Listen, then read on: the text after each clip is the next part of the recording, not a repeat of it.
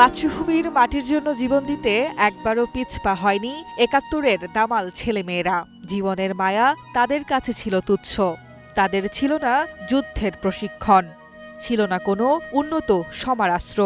আক্ষরিক অর্থেই যার কাছে যা ছিল তাই নিয়েই দেশের বীর সন্তানেরা শত্রুর মুখোমুখি দাঁড়িয়ে লড়েছিলেন মুক্তির সংগ্রামে। আজকের দিনে ছিনিয়ে এনেছিলেন চূড়ান্ত বিজয়, জাতিকে মুক্ত করেছিলেন পরাধীনতার শেকল থেকে। জাতি এই বিজয়ের আনন্দের দিনে গভীর কৃতজ্ঞতা ও পরম শ্রদ্ধায় স্মরণ করছে দেশের স্বাধীনতার জন্য জীবন উৎসর্গকারী বীর সন্তানদের। ভোরের সূর্য ওঠার আগেই বিজয় উল্লাসে মেতে ওঠে সাভারের জাতীয় স্মৃতিসৌধ এলাকা। লাল সবুজের পতাকা আর হৃদয়ে দেশপ্রেম নিয়ে হাজির হন হাজারো মানুষ। একটা অসাম্প্রদায়িক প্রগতিশীল একটা বাংলাদেশকে দেখতে চাই।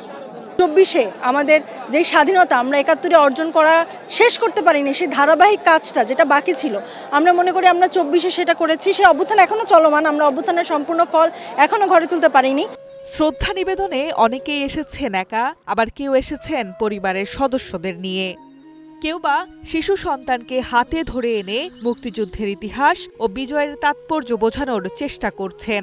71-এর যে চেতনাটা, সেটা শুধু বাচ্চাকে বোঝানোর জন্য বা নিজেরাও উপলব্ধি করার জন্যই বাচ্চাটাকে এখানে নিয়ে আসা। 1971 সালের এই স্মৃতিটা ধরে রাখার জন্য আমরা তো ছোটবেলা থেকে আসি এবং আমাদের ছেলেদেরকেও এখানে নিয়ে আসি যাতে সেই স্মৃতিটা ধরে রাখতে পারে। এদিকে বিজয়ের দিনে আগামীর বাংলাদেশ কেমন দেখতে চান সে কথা জানালেন শ্রদ্ধা জানাতে আসা জনতা।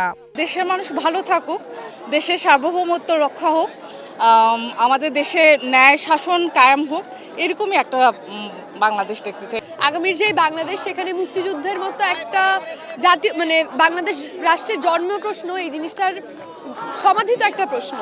তো এইটা আবার যারা নতুন করে প্রশ্নবিদ্ধ করতে চাই, এই ধরনের মতাদর্শের লোক এবং এই ধরনের চিন্তার লোক মুক্ত বাংলাদেশ দেখতে চাই। আমরা দুর্নীতিমুক্ত রাজনীতি, দুর্নীতিমুক্ত প্রশাসন, এগুলো আমরা চাই। 16 ডিসেম্বর কেবল একটি ভূখণ্ডের স্বাধীনতা ছিল না, এটি ছিল শোষণ, শাসন, গণতন্ত্র ও অসাম্প্রদায়িক বাংলাদেশ বিনির্মাণের চূড়ান্ত বিজয়। বিশ্ব মানচিত্রে আজ যে বাংলাদেশ মাথা উঁচু করে দাঁড়িয়ে আছে, তার প্রথম ভিত্তি স্থাপন হয় 71-এর আজকের এই দিনে, এই সোনালী সকালেই। তবে 55 বছর পরেও প্রশ্ন উঠছে, আমরা কি আদৌ পেয়েছি সেই স্বাধীনতা? এই যে মিতু, জাতীয় স্মৃতিসৌধ, ঢাকা।